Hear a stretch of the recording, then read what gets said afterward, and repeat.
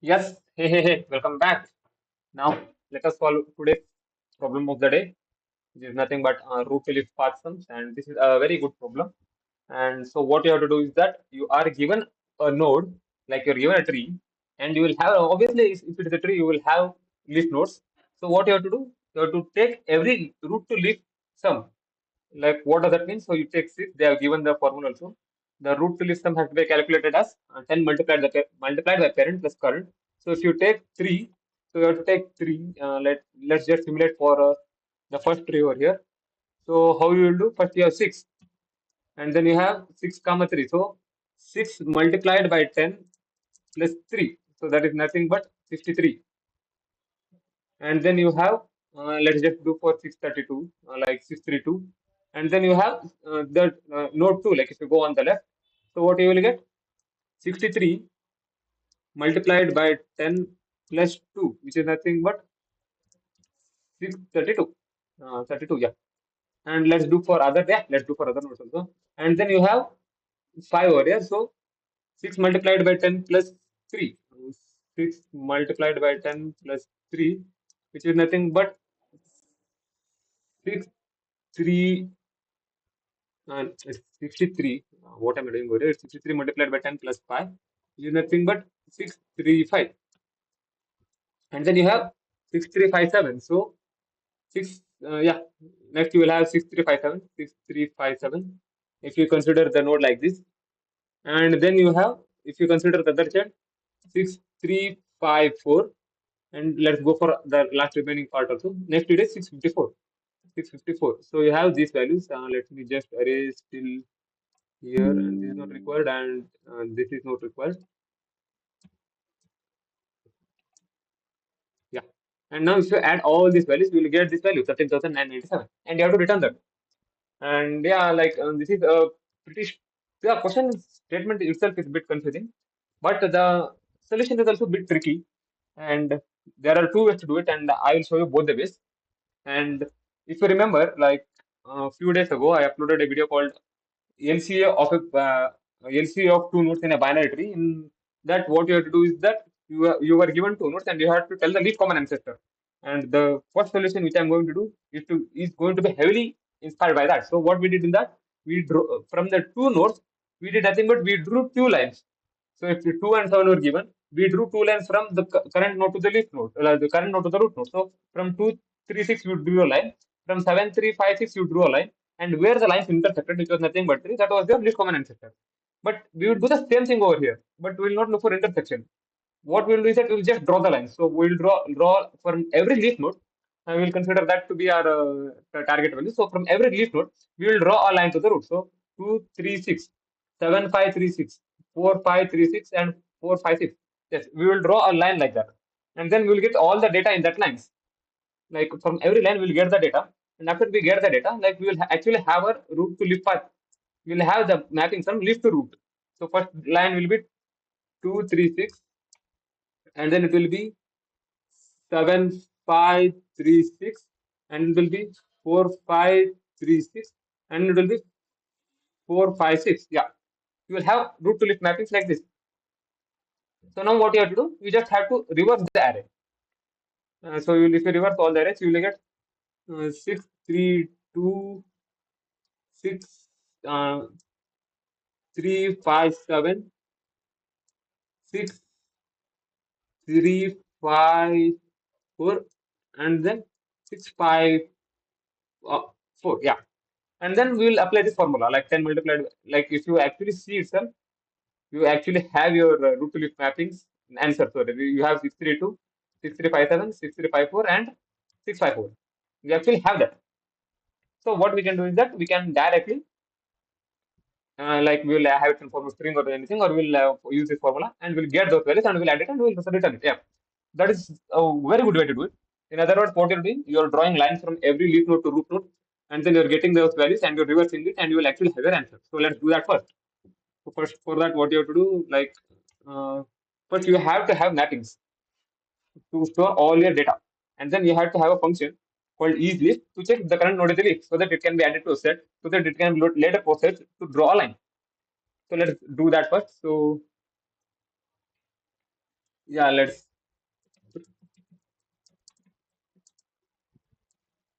we'll import DQ and default it.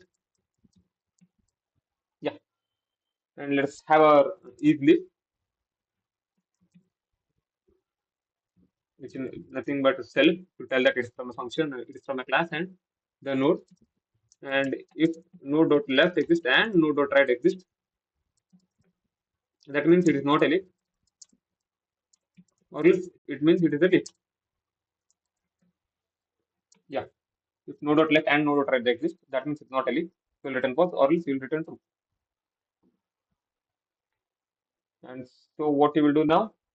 So now what you have to do? Now we will start with assets. So first we will have uh, leaves as, like, first we have to have a container to store our list so that it will process later. So we'll put it in a set. Or you can use an array also, it does not matter. And then what we will do, we will have an array, not array, but mappings. Is it default dictionary of type int? Because this will contain all the mappings from 7, 5, 2, 3, 4, 5, 2, 3, 2, 3, 6, 7, 5, 3, 6, 4, 5, 3, 6, 2, 3, 6, 4, 5, 6. You need to have that mappings. So you are having the mappings now. So what we'll do, one thing we have to do is that how will you get to know you have reached, like after while processing, you have to have some value to know that you have reached the root. So what we'll do, you'll have a dummy placeholder for the root, like so. Mappings for root, the parent of root is nothing but with value -1. Yeah. So since the root does not have a parent, we'll have a dummy parent for that called -2.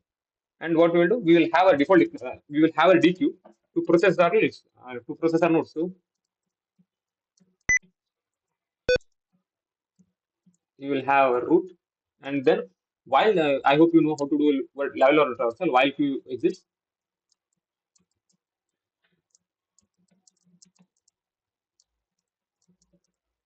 You will have node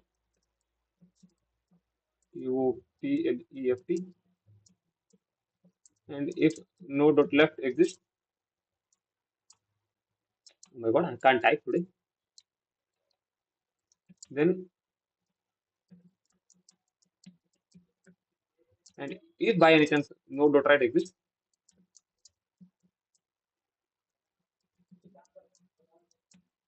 yeah. So this is our classic level of traversal, but now we have to do the mapping. So how we will do the mapping? If node dot left exists, so we are doing the mapping from leaf to root. In other words, parent child to parent, child to parent. So if node dot left exists, which is nothing but child, so what you will do? Mappings at the position node dot left is nothing but node, and we'll do the same thing for. We will first correct our spelling, and then we'll do for right side also. So what has happened now? You have actually drawn all the lines. So let's just go through our dictionary once, and let me just return some dummy retu dummy, and for key comma value in mapping dot item. So what you have to do? Let's just print it out from. Let's have an arrow mark so that it looks good, comma key dot data, because you are actually storing it in the, you are actually storing the nodes itself. To, you are putting the value dot data. So let us see if our lines have been drawn perfectly. Yeah, 6 is mapped to -1 as expected. 3 is mapped to 6, and then 2 is mapped to 3. So you draw this line. 5 is mapped to 6, and then 5 is mapped to 3, and then 4 is mapped to 5. So this line has been drawn. And then 7 is mapped to 5. So this line has been drawn. And then 4 is mapped to 5. So this line also has been drawn. So you have perfectly drawn your lines. And you have to do one more thing now. So now you have to also keep track of your leaf nodes. My bad. You have to keep track of your leaf nodes so that they can be processed. So now we have drawn the lines. But how will you know which is the leaf node? So if you current node is a leaf node, then to the leaves you will add a node.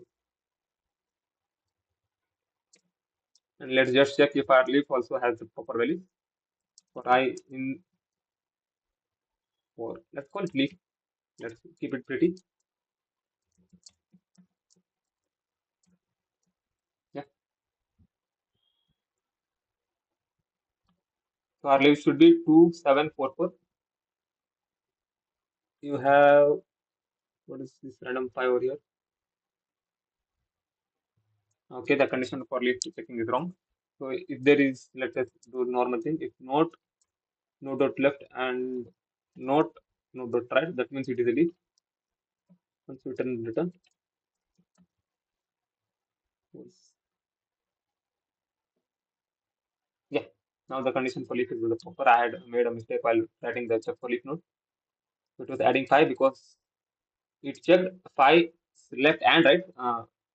This 5 left and right. Since it did not have a left, it told that okay, yeah, this is a leaf. This is a leaf node, but that's not absolute. That's not true. So we have 2, 7, 4, and 4. Yeah, perfect, perfect, perfect. So now what you have to do for every leaf in leaf. So now you have the lines also. Now you just have to map it. So what you will do? Let's have temporary array to store our value. And while the value of leaf is not equal to -1, that means we have not reached the top. Yeah, it should leave dot data because you are actually storing the row. So what we will do for our temps array, we will append the leaf dot data, and you will do leaf is equal to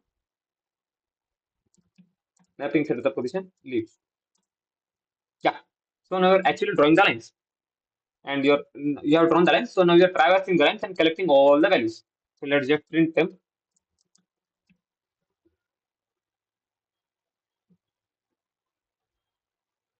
Yeah, you have the values 236, perfect, 236, 4536, 7536, and then the value 456.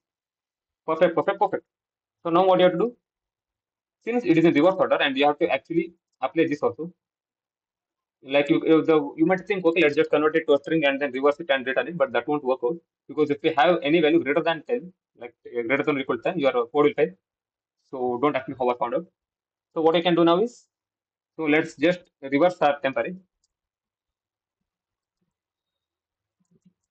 and you will have an answer placeholder for now, not answer, like let us call that data, and we will have to store our actual answer also. Yeah. And so what you will do for every value in our current array, for every value in temp, for value in our temp, we will apply the above formula. Above as in the formula which has been given to us. So it is nothing but the current value multiplied by 10. No, no, no. What am I doing? So you will have your answer, which will actually be storing your parent value. So what you will do? So answer you will multiply it by 10 to get the parent multiplied by 10. For that you will have the current value. You are doing nothing but this only. So let's call it. Yeah, let's call it parent, and we will call this. Yeah. So for every parent, let's just disregard the left hand side naming convention. So every parent, what you are doing, you are multiplying it by 10. CRENT multiply 10, and for that you are adding the current.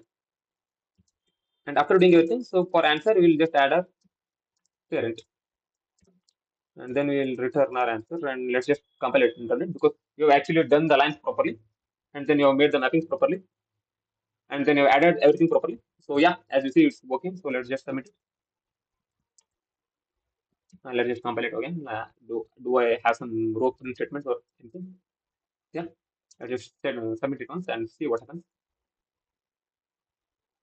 And yeah, you see, it has worked perfectly. That is because the logic is pretty sound, and yeah, the logic had no loopholes or anything. So this is one way to do it. And the time complexity of this is obviously walk in to transfer traverse the entire thing once, and then the theoretically it will be the length of the set multiplied by the every element to its parent node distance. So that will be our actual time complexity.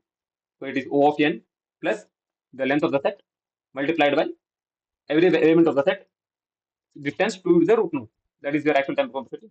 And we can actually reduce it also, like if the expected time complexity is just walk in, it's not that much.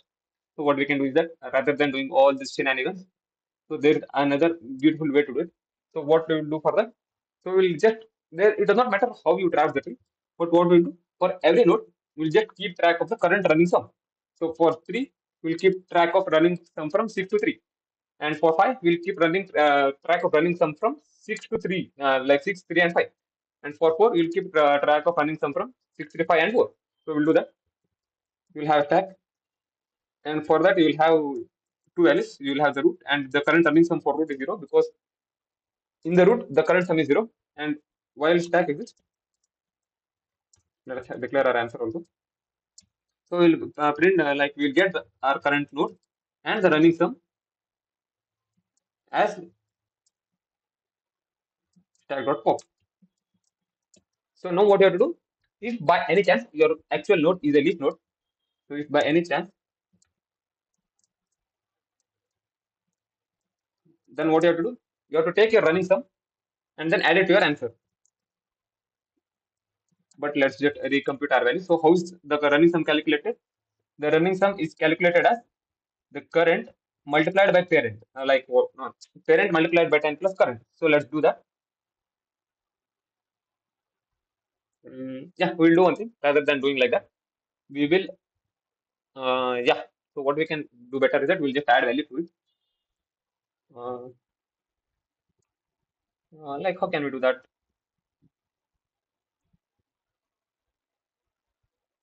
No, we can't. Let's not do like that. So we will actually add the running sum also. So how is running sum calculated? The parent multiplied by 10. So actually the value has your parent data. Let's just put it in brackets. And for that, you will add the node data. Yeah. This is how we calculate the running sum. Or else what we will do? We will do the same thing, but we have to actually calculate a running sum and store it as our current value. So value is nothing but the value multiplied by 10 plus node data. And after doing everything, so over here, what will happen is that you will definitely have your answer, because our calculation is correct. So 10 multiplied by parent. So value parent is nothing but 10, and the current is nothing but node data. So what we'll do after that, if node dot left exists, so tag dot append left comma what you have value. Since the running sum has already been computed, there's no need for it us to recompute it. And if node dot right exists, so we'll put right. And at the end, we can directly return answer.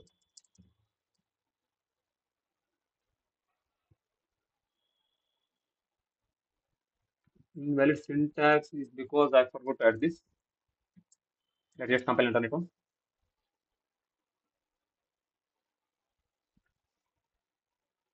And yeah, the expected and actual output time. So let's just submit it on. Yeah, and you see, that also work. So I showed you two ways to do it. One was a very beautiful way where you drew lines from every leaf node to root node, and then you computed the value along those lines. And the other way was calculating every value from top down. So we had this two approach, top down approach and bottom up approach. And yeah, which one you like, you can follow. But I feel that first one is a bit complicated, but it was very fun to do. And that's all for it. And thank you for watching, and goodbye.